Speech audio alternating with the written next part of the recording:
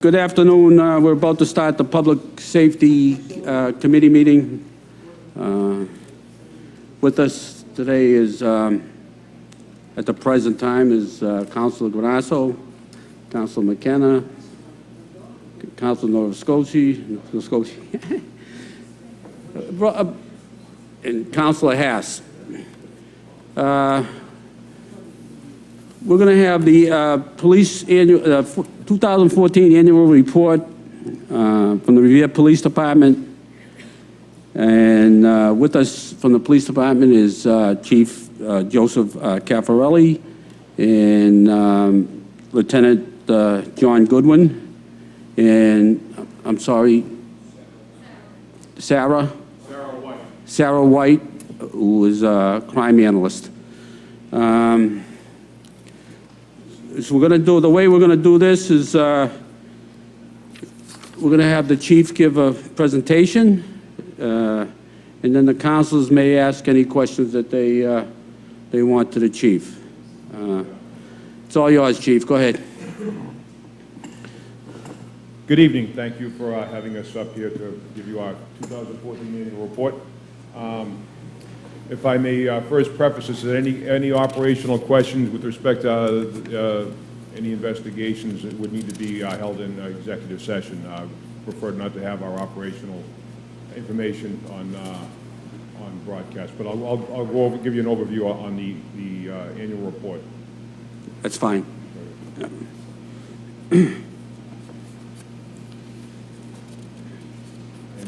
At first glance, we're going to number the pages because I'm going to flip past a lot of the, if you can read it up to the page that starts with grant awards.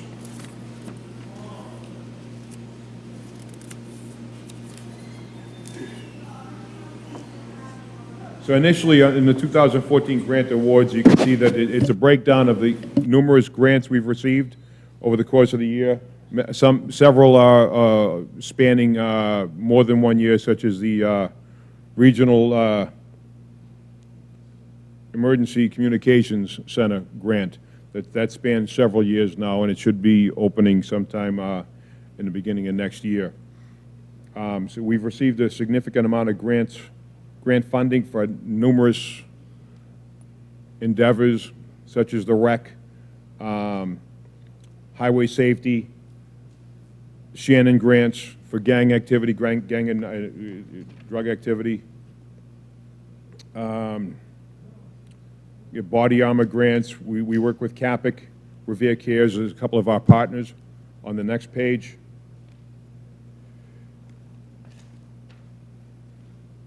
some fundraising operations we've done with respect to the Boston Children's Hospital.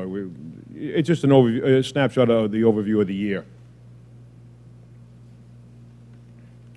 Training, we've expanded our training exponentially to include cobweb training, which is cops on bikes with education for bicyclists, which resulted in us putting out a bike patrol for various events. The ALICE training that we use for active intruder response to school or workplace violence. We've expanded that significantly to better prepare officers to respond to those type of critical incidences. National Night Out, which many of you have participated in.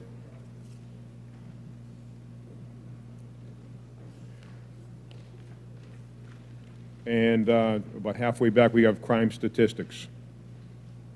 So what we've done here over the course of the year is through our crime analyst and criminal investigative division, is we've analyzed our statistical data that we've compiled over the course of the year, compared it to years past.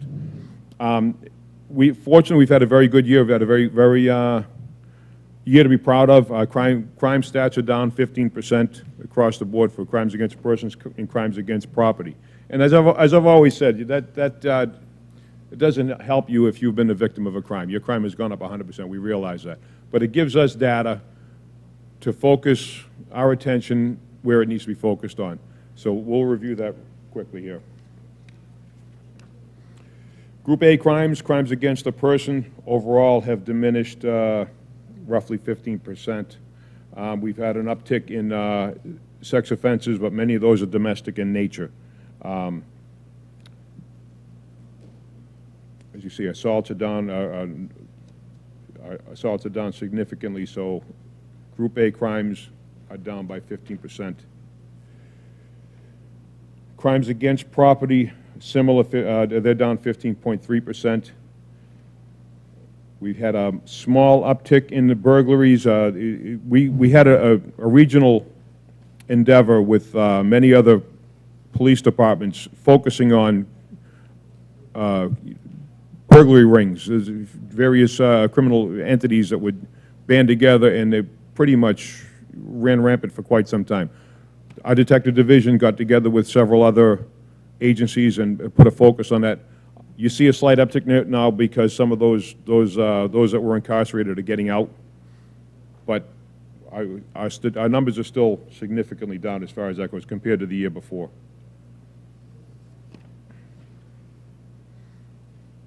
And if you look over to our the next page, this page here with the pie chart, you can see there's a number. It'll give you a breakdown of all of our crimes for 2014, resulting in 885 arrests overall.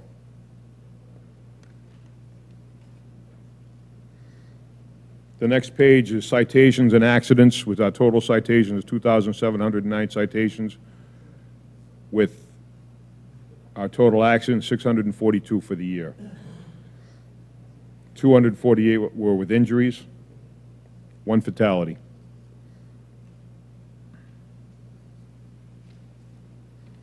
Also, as part of the pie chart, you see what our various citations have gone for.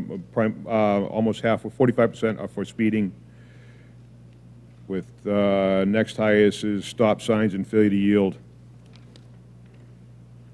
The next page is opioid overdoses, and this is the one that obviously is requires a significant amount of our attention. As we all know, we were at the vigil last night that we have a significant amount of overdoses, as you will see nationwide.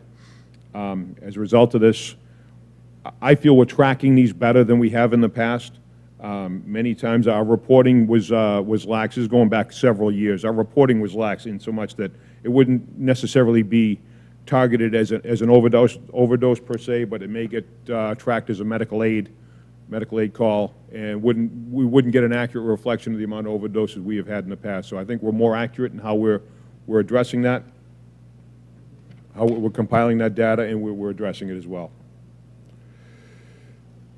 On the next page is the citizens' complaint overview. Kind of gives you an idea of how citizens' complaints are handled within the police department, whether they can be handled by the lieutenant who is the immediate supervisor of the particular officer, or if it ends up at the administrative level.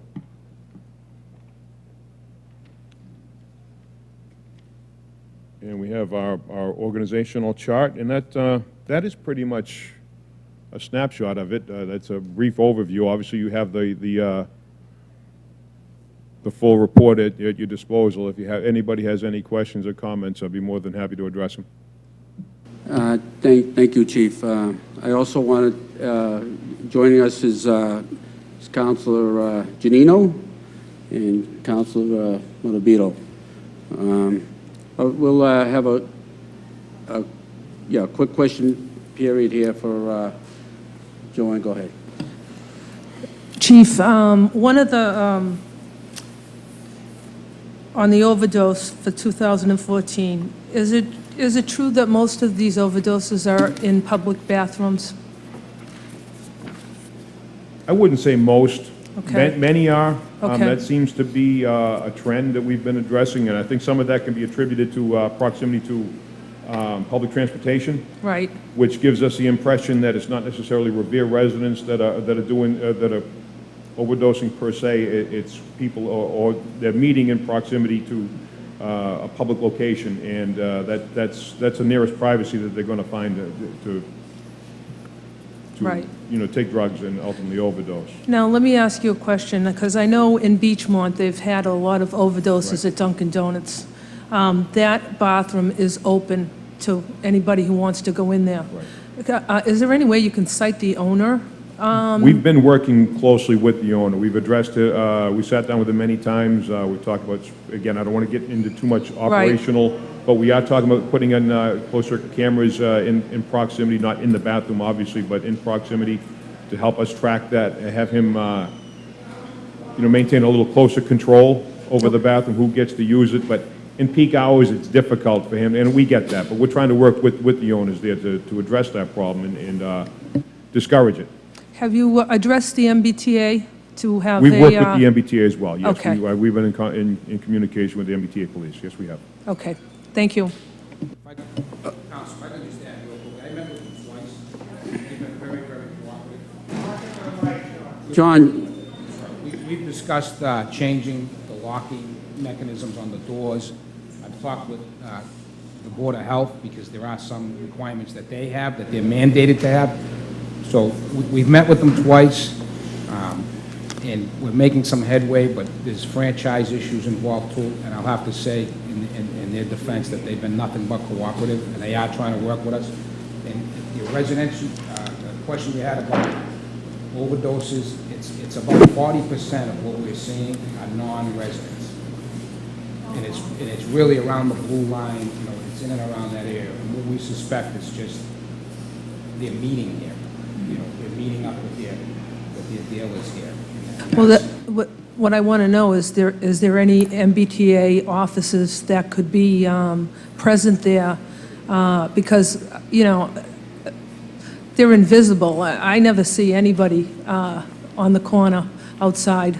We've been in contact with the Okay. Chief Police. We are encouraging them to spend as much time as possible. They do have their demands on their manpower as well. But yeah, but in the meantime, we try to make up with that as much as we can ourselves and putting our own officers down there. We've had officers in a plainclothes capacity working in that area as well. So we try to pick up as much police presence as possible. We're not going to rely on the T, but we will certainly encourage their cooperation with us. Okay, thank you. Certainly. just one second before you continue here. I just want to stress that they're unable, the only way they can talk about a particular case or we got to would be an executive session. So if you could, while you're questioning the chief, try to stay away from any particular case and keep it general.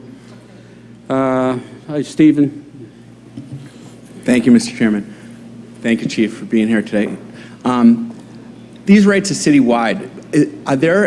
Do you keep track of crime statistics within sections of Revere? And have you noticed any increase or decrease in specific areas of Revere in crime rates? We can track them by sector. Our sectors differ a little bit from wards and precincts. Our sectors are based on our responses, where our cars patrol. We do track those. Our numbers, our statistical data leads us to believe we're down pretty much citywide at this point. There's certain little upticks here and there, but I can get that data for you if you would like. That would be great. I'd appreciate that. Thank you. All right, I'm going to go, first I should have mentioned the members of the Public Safety Committee, Councilor Giannino, Councilor Granasso, and Councilor Zambuto. So I will go to them first. Councilor Giannino. Thank you. Well, thank you guys for being here. I truly appreciate it. Sure. And you run an amazing department for the amount of staffing you have and for how large our city is. And I think that we all appreciate how much work you do.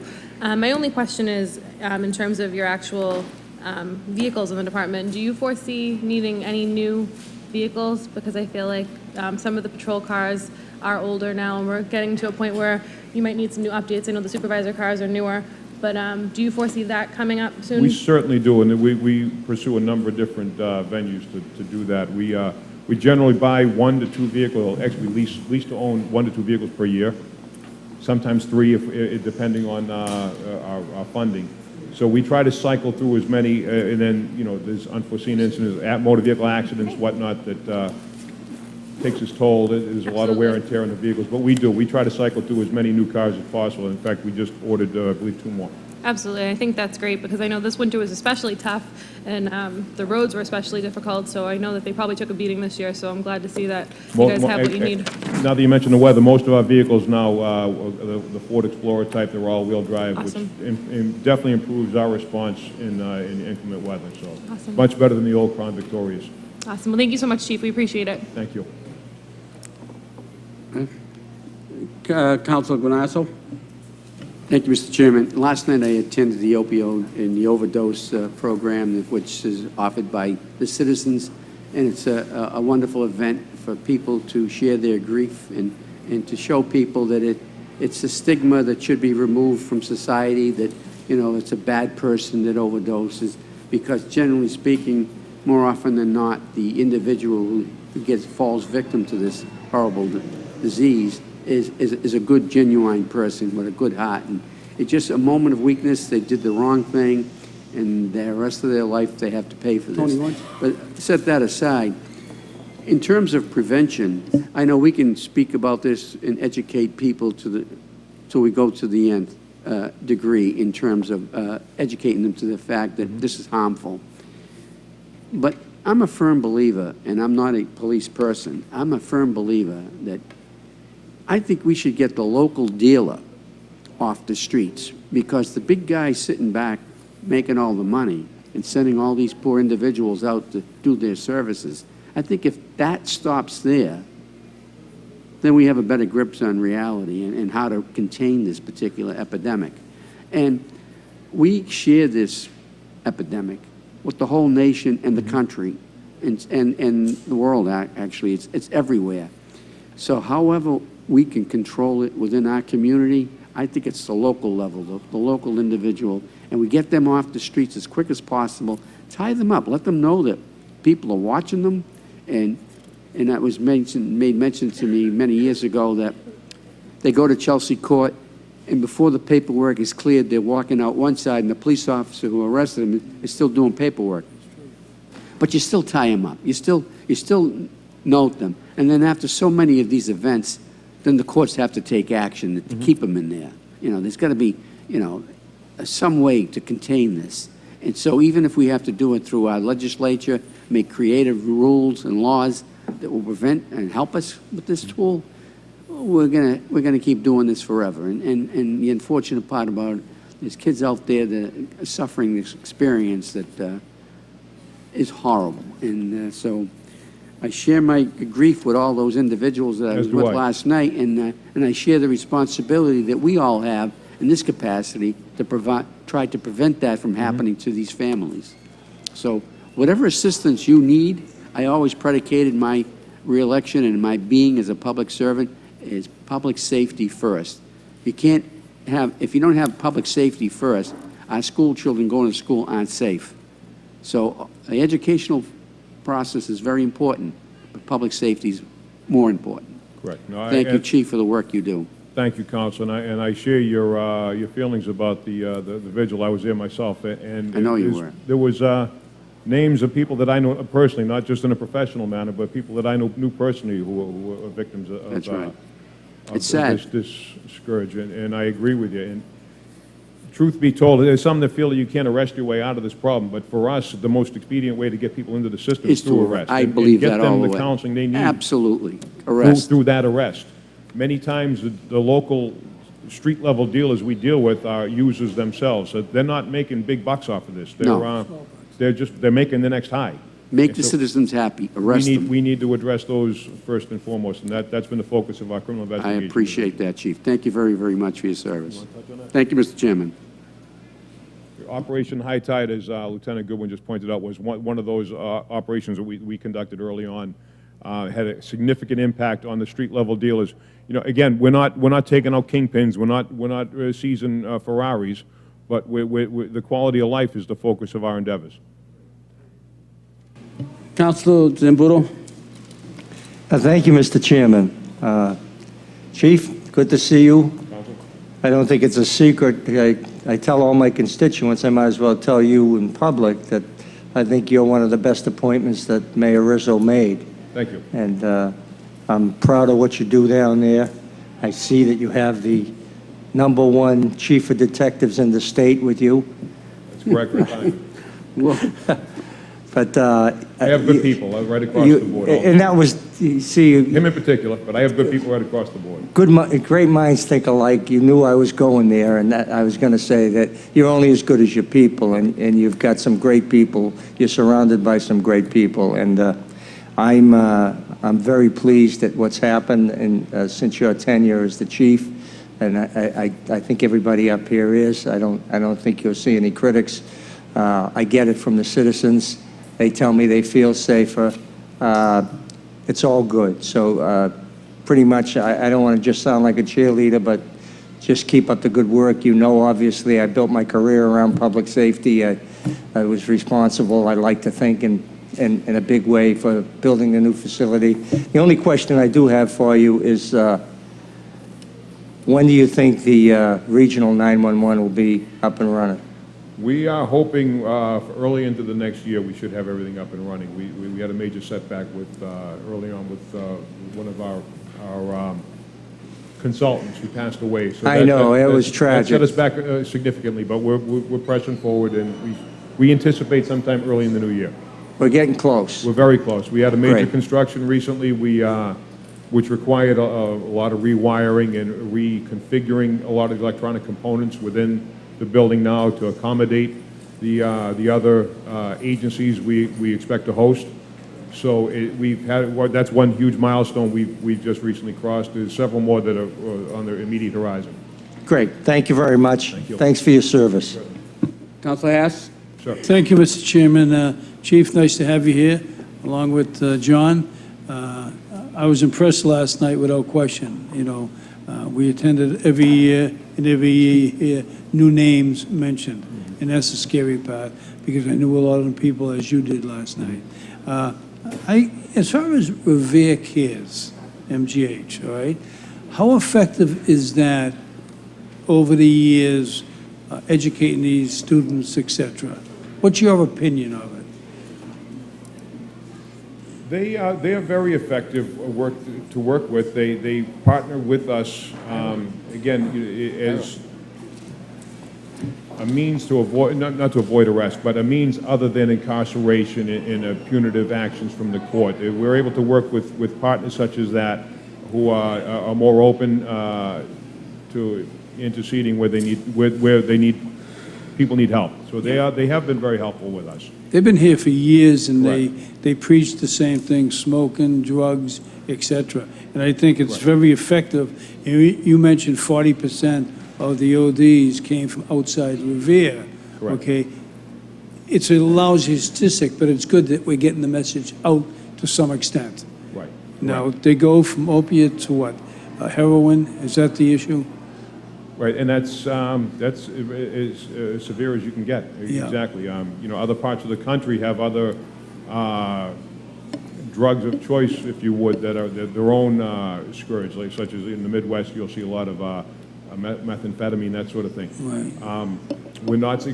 We are experiencing that to a very small degree here, but not to the degree you see in other parts of the country, because of the heroin is much more prevalent in this part of the country. Not exactly sure why that is, Yeah. but you know, again, that is the It's focus of probably our attention. regional, you know. Exactly, it's coming very in, regional, you know. right. Rural areas, you're able to prepare it. It requires a clandestine lab, which we do have officers trained to address those as well. Those are, fortunately, we don't see that. Those are an incredible public safety concern right across the board for anybody in close proximity. So, but we are prepared to address that as well. Well, keep up the good work, you know. You've got Thanks, Councilor. your staff is increasing slowly, but it's increasing. We're getting there, yes, sir, You're we are. getting there, right. Certainly. Very good, thank you. That's it. I believe that's, nobody else? Just a few words, Chief. I want to state what Councilor Zambudo said. No matter who I talk to out in the street, they say nothing but good things about you and your department. How it's and it makes me proud that since I retired from there after 32 years, and I know some of the, you know, we really didn't have a real good opinion of you've changed the opinion of the police department, I think, and you were an outstanding appointment from the chief.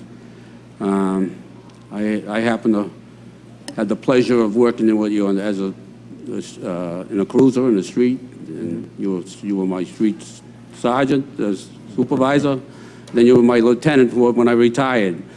And I tell you, I think we got it right when we made you the chief, and just keep up the good work. And I just got one question. Chelsea Court, do they have a drug court? They do, yes, they do. They do? They do. So you can explain, maybe John can explain how that works? Basically, what they do is, as cases come in that are not as serious as trafficking or distribution cases, particularly possession charges, they'll take a person, they'll offer them drug court. They can take drug court, and upon the completion of drug court, the case is dismissed. If they don't fulfill the obligations that the drug court requires them to fulfill, which is treatment, urines, and things of that nature, at any time, the charges can be brought back up, and they can be prosecuted, you know, in criminal court. And I've seen some successes there. I have, and Judy Lawler's very involved. Judge Barnes runs the court. You know, he runs the drug court, and I have seen some successes, and we regularly will, you know, ask for consideration for defendants that we arrest, that they would be a good client for the drug court process. But then there's others, as you know, that try to use it as a bargaining chip. But we usually see through that, and with probation, they tend to avoid those. Well, good. I'm glad that that's going on then. Okay, if there's no more questions, I guess that's it. I want to thank you for showing up tonight and giving us that report. And it's good to see that the crime rate's going down in the city, and just keep up the good work. Thank you. Counsel. Thank you. That'll be the end of the public safety meeting.